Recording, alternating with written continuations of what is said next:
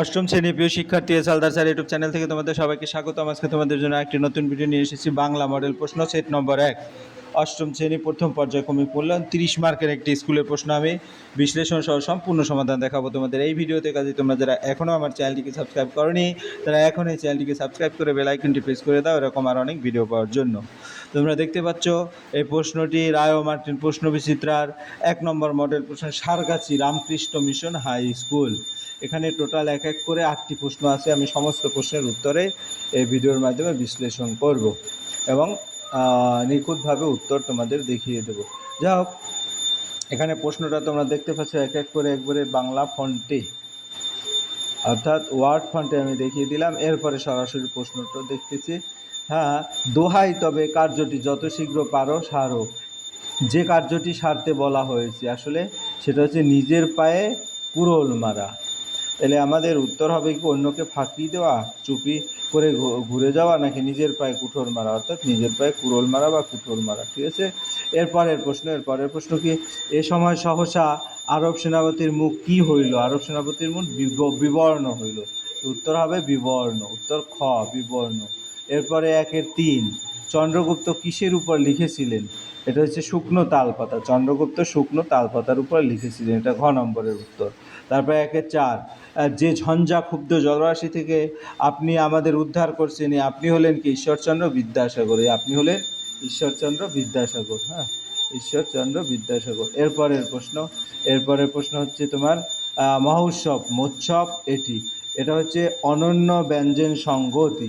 এবার 2 নম্বরের প্রশ্ন, পরবাসী কবিতায় পলাশের ঝোপে কবি কি দেখেছেন? হ্যাঁ, মহোৎসব মোৎসব এটা হচ্ছে অনন্য ব্যঞ্জন সঙ্গীত। এরপরে আমরা যদি বলি নিচের প্রশ্নগুলির উত্তর দাও অতি সংক্ষিপ্ত। পরবাসী কবিতায় পাশের ঝোপে কবি কি দেখেছেন? পরবাসী কবিতায় পাশের ঝোপে কবি দেখেছেন পলাশের, পাশে না তো, পলাশের ঝোপে কবি বনময়ূরের কথা দেখেছেন। এরপরের প্রশ্ন, বনময়ূরের কথক নাচ দেখেছেন। ইচ্ছা হলে চড়ুই পাখি কোথায় চলে যেতে পারে? তারাপদ রায় একটি চড়ুই পাখি কবিতায় ইচ্ছে হলেই চড়ুই পাখিটি এপার ও ওই পাড়ায় ও পাড়ায় কিংবা পালেদের বোসদের বাড়িতে অনায়াসে উড়ে চলে যেতে পারে। সে সারাদিন ঘুরে বেড়ালেও সন্ধ্যার অন্ধকারে আবার কবির ঘরে ফিরে আসে। এরপরের প্রশ্ন, বাঁচিয়ে যাবে সকল যখন পংক্তিটি কার লেখা? কোন কবিতার অংশ? বাঁচিয়ে যাবে সকল যখন এই পংক্তিটি বিশ্বকবি রবীন্দ্রনাথ ঠাকুরের লেখা। এটি তার বিখ্যাত সত্যের লও সহজে কবিতার অংশ, যা ছাড়াও কবিতা কাব্যগ্রন্থের অন্তর্গত। কোন পংক্তিটি জীবনের কঠিন বাস্তবতাকে মেনে নিয়ে প্রেক্ষাপটে লেখা। এরপরের প্রশ্ন, বৃদ্ধ পাঠানের ডেরা বাংলাদেশের কোথায় ছিল? বৃদ্ধ পাঠানের ডেরা বাংলাদেশের বরিশাল জেলায় পটুয়াখালী বন্দরে ছিল। অদ্ভুত আতিথেয়তা গল্পটি কোন গ্রন্থ থেকে নেওয়া হয়েছে? অদ্ভুত আতিথেয় গল্পটি ঈশ্বরচন্দ্র বিদ্যাসাগর রচিত আখ্যান মঞ্জুরি নামক গ্রন্থ থেকে নেওয়া হয়েছে। এটি একটি বিখ্যাত নীতিমূলক গল্প যা আরব সেনাপতি ও মুর সেনাপতির আতিথেয়তা প্রদর্শনের ঘটনা নিয়ে রচিত। এরপরের প্রশ্ন হচ্ছে তোমার পরবাসী কবিতায় পাশের না, এটা আমরা এক এক করে সমস্ত প্রশ্নের উত্তরেই দেখিয়ে দিচ্ছি। এবার 3 নম্বরের প্রশ্ন দেখবো।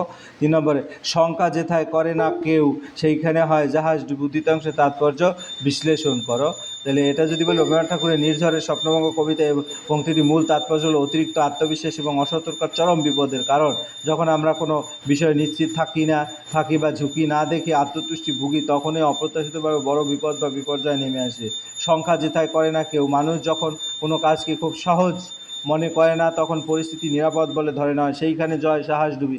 ঠিক সেই নিরাপদ ভাবা জায়গাতে সতর্কতার অভাবে বড় বিপর্যয় জাহাজ ডুবি ঘটে। মূলভাব, অতি সাবধানে চলার চেয়েও আত্মতুষ্টি বা অসতর্কতা অনেক সময় মারাত্মক পরিণতির দিকে ঠেলে দেয়, তাই কোনো পরিস্থিতিকে হালকাভাবে নেওয়া উচিত নয়। এরপরের প্রশ্ন, জঙ্গল ছাপ গ্রাম মরে গেছে শহরের পত্তন নেই প্রকৃতি ও মানুষের সম্পর্কে পরিপ্রেক্ষিতে উক্তিটির প্রাসঙ্গিকতা বিচার করো। তাহলে আমরা যদি বলি জঙ্গল ছাপ গ্রাম মরে গেছে শহর, এটা বিষ্ণুদের কাব্যপংক্তি। জঙ্গল ছাপ গ্রাম মরে গেছে শহরের পত্তনে প্রকৃতির উপর মানুষের নির্মম অত্যাচার ও অপরিকল্পিত নগরায়নের ফলে সৃষ্ট শূন্যতাকে তুলে ধরে। এটি এমন এক বাস্তুচ্যুত পরিস্থিতির ইঙ্গিত দেয় যেখানে মানুষ প্রকৃতির সাথে সংযোগ হারিয়েছে অথচ আধুনিক শহরে সুফল না পেয়ে অস্তিত্বের সংকটে দিশেহারা। প্রকৃতি মানুষের সম্পর্ক প্রকৃতি পংক্তিটির প্রাসঙ্গিকতা নিচে বিশ্লেষণ করালো। প্রকৃতির বিন্যাস, জঙ্গল সাপ কথাটি উন্নয়নের নামে নির্বিচারে গাছপালা বনাঞ্চল ধ্বংসের প্রতীক। মানুষ নিজের প্রয়োজনে প্রকৃতির ভারসাম্য নষ্ট করেছে। গ্রামীণ জীবন ও প্রকৃতির বিচ্ছেদ, গ্রাম মরে গেছে। পংক্তিটি প্রকৃতির সাথে মানুষের নিবিড় সম্পর্ক মৃত্যু নির্দেশ করছে। যান্ত্রিক সভ্যতার অগ্রসর, গ্রামীণ সহজ সরল জীবন ও প্রকৃতির মেলবন্ধন ভেঙে পড়েছে। শহরে অসম্পূর্ণতা, শহরের পত্তন নেই অংশতে আধুনিক নামে যে কৃত্রিম কংক্রিটের জঙ্গল তৈরি হচ্ছে তার অসারতা ফুটিয়ে তোলে। এই শহরের মানুষ প্রকৃতির সান্নিধ্য থেকে বিচ্ছিন্ন করলেও প্রকৃতি নাগরিক স্বস্তি বা সুযোগ সুবিধা দিতে ব্যর্থ।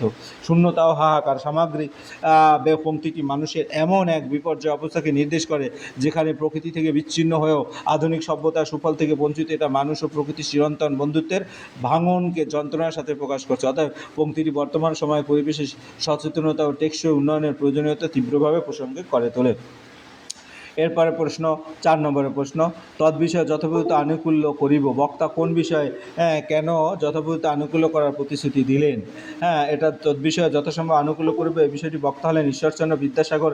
এটি তিনি মাইকেল মধুসূদন দত্তকে উদ্দেশ্য করে বলেছিলেন। এখানে তদ্বিষয় বলতে সাধারণ মধুসূদনের আর্থিক ও পারিবারিক বিষয় আশয়ের দেখাশোনা এবং প্রয়োজনীয় সাহায্যের বিষয় বোঝানো হয়েছে।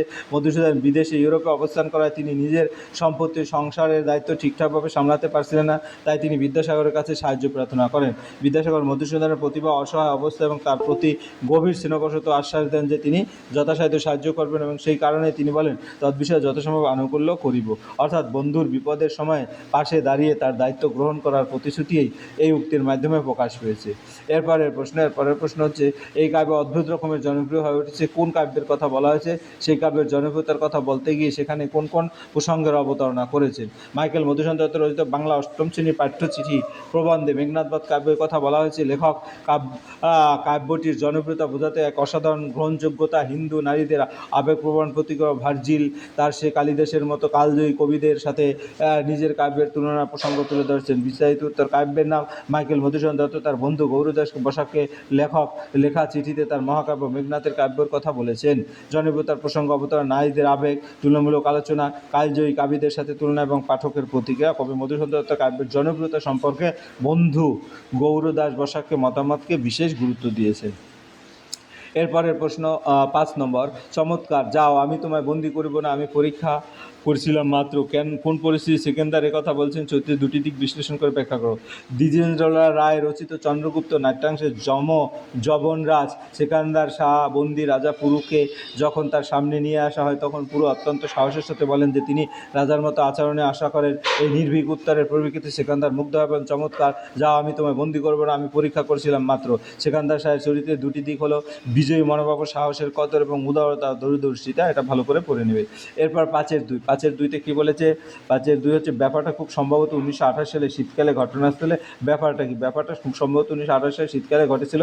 এখানে ব্যাপারটা বলতে বোঝানো হয়েছে লেখক সুনীতি কুমার চট্টোপাধ্যায় দেহদারুণ এক্সপ্রেস ট্রেনে কাবুলিওয়ালা পাঠানদের সঙ্গে সাক্ষাৎ ও তাদের সঙ্গে কাটানো বিশেষ অভিজ্ঞতার ঘটনাটি। স্টেশনে এসে লেখক দেখেন ট্রেনে ভীষণ ভিড়, কিন্তু একটি তৃতীয় শ্রেণীর কামরা ফাঁকা। পরে তিনি বুঝতে পারেন সেখানে কিছু কাবুলিওয়ালা পাঠান নিজেদের দখলে রেখেছে এবং কাউকে উঠতে দিচ্ছে না। সাহস করে লেখক সেই কামরায় ওঠেন এবং ফার্সি ভাষায় কথা বলে তাদের সঙ্গে আলাপ জমান। ক্রমে তাদের মধ্যে বন্ধুত্ব গড়ে ওঠে। তারা গান গায়, গল্প করে, পস্তুর সাহিত্যে যেমন খুশি হালের গজল এবং আদম খা দূরখানির কিচ্ছা শোনায়। এইভাবে ট্রেনের কামরাটি যেন এক ছোট্ট সাহসিকতায় পরিণত হয়। এই পুরো ঘটনাটি অর্থাৎ ট্রেনে কাবুলিওয়ালাদের সঙ্গে পরিচয়, আলাপ, বন্ধুত্ব এবং সাহিত্য আড্ডার অভিজ্ঞতায় লেখক ব্যাপারটা বলে উল্লেখ করেছেন যা তার গভীর মনে ছাপ ফেলেছে।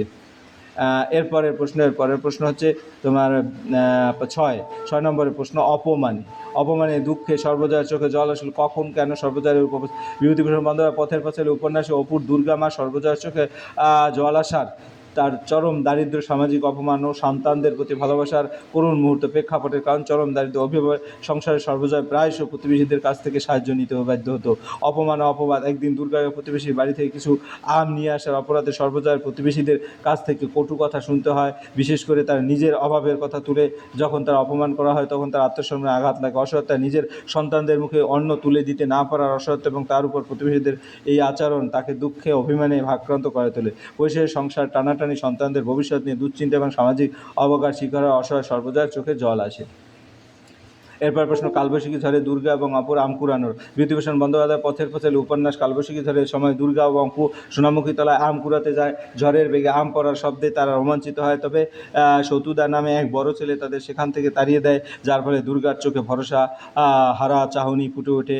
ঘটনা প্রেক্ষাপট, কালবৈশাখী ঝড়ে প্রবল বাতাসে আম গাছ থেকে কাঁচা আম ঝরে পড়ে। এই আম কুড়ানোর আনন্দই দুর্গা অপুর কাছে বিশেষ আকর্ষণ। দুর্গা অপুর আম কুড়ানো। ঝড় শুরু হতেই দুর্গা অপু সোনামুখী তলায় আম কুড়ানো দৌড়তে যায়। ছোট ছোট আমগুলো পড়ে থাকতে দেখে তারা আনন্দিত হয়। সতুদার বাধা, সতুদা নামে এক ছেলে সেখানে আগে থেকে আম কুড়াচ্ছিল। দুর্গা অপুকে সেখান থেকে তাড়িয়ে দেয়, যা তাদের হতাশ করে। এই দৃশ্যটি অপু দুর্গার গ্রামীণ জীবনের সাধারণ আনন্দের একটি চিত্র ফুটিয়ে তোলে। এরপরের প্রশ্ন, সাত দল। দল বিশ্লেষণ করো, মুক্ত দল, রুদ্ধ দল চিহ্নিত করো। ঐকান্তিকতা এবং মনন্তর। ঐকান্তিকতা, ভাগ, ঐকান্তিকতা। ওই হচ্ছে মুক্ত দল, কান হচ্ছে রুদ্ধ দল, তি হচ্ছে মুক্ত দল, ক হচ্ছে মুক্ত দল, তা হচ্ছে মুক্ত দল। রুদ্ধ দল হচ্ছে কান এবং মুক্ত দল হচ্ছে ওই, তি, ক, তা। এরপরের প্রশ্নের পরে হচ্ছে তোমার মনন্তর। ম, ন, ব, ন, তর, অর্থাৎ মন হচ্ছে রুদ্ধ দল, বন হচ্ছে রুদ্ধ দল, তর হচ্ছে রুদ্ধ দল, মন, বন, তর এবং মুক্ত দল নেই। এরপরের প্রশ্ন হচ্ছে তোমার অভিশ্রুতি কাকে বলে, উদাহরণ দাও। ব্যাকরণ প্রশ্ন, অভিশ্রুতি। একটি ধ্বনির প্রভাবে অন্য ধ্বনির উচ্চারণের পরিবর্তন ঘটাকে অভিশ্রুতি বলে। উদাহরণ, সত্য, এখানে পথ ধ্বনির প্রভাবে ত পরিবর্তিত হয়েছে। এরপরে প্রশ্ন, ধ্বনি বিপর্যয় কি? ধ্বনি বিপর্যয় অনন্য নাম লেখো। ধ্বনি বিপর্যয়, কোনো শব্দে ধ্বনির স্থান পরিবর্তন হলে তাকে ধ্বনি বিপর্যয় বলে। অন্য নাম বর্ণ বিপর্যয়, ব্রাহ্মণ এরকম। এরপরের প্রশ্ন হচ্ছে ক্ষীয় এবং গীয়কা এই দুই ক্ষেত্রে কীভাবে অপনিহিতি লক্ষ্য করা যায়। অপনিহিতি মানে কোনো ধ্বনি লোপ পাওয়া বা উচ্চারণে বাদ পড়া। ক যোগ মূর্ধন্য উচ্চারণে অনেক সময় শুধু খ বা কেক্কা শোনা যায়। গ যোগ উচ্চারণে গে গো এরকম হয়, অর্থাৎ মূল যুক্তধ্বনির কিছু অংশ উচ্চারণে লোপ পায়, এটাই অপনিহিতি।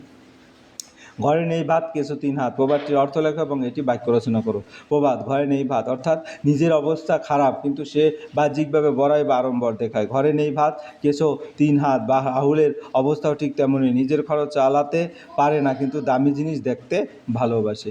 এই ছিল টোটাল প্রশ্ন এবং তার সামগ্রিক উত্তর। আসলে ভিডিওটা মনোযোগ সহকারে দেখলে তোমরা ফুললি প্রশ্নের উত্তরে ক্লিয়ার বুঝতে পারবে। পরিশেষে বলবো, ভিডিওটি দেখার জন্য অসংখ্য ধন্যবাদ। ভিডিওটি ভালো লাগলে লাইক, কমেন্ট, শেয়ার করতে বলবে না। আজ এই পর্যন্তই, ধন্যবাদ সবাইকে।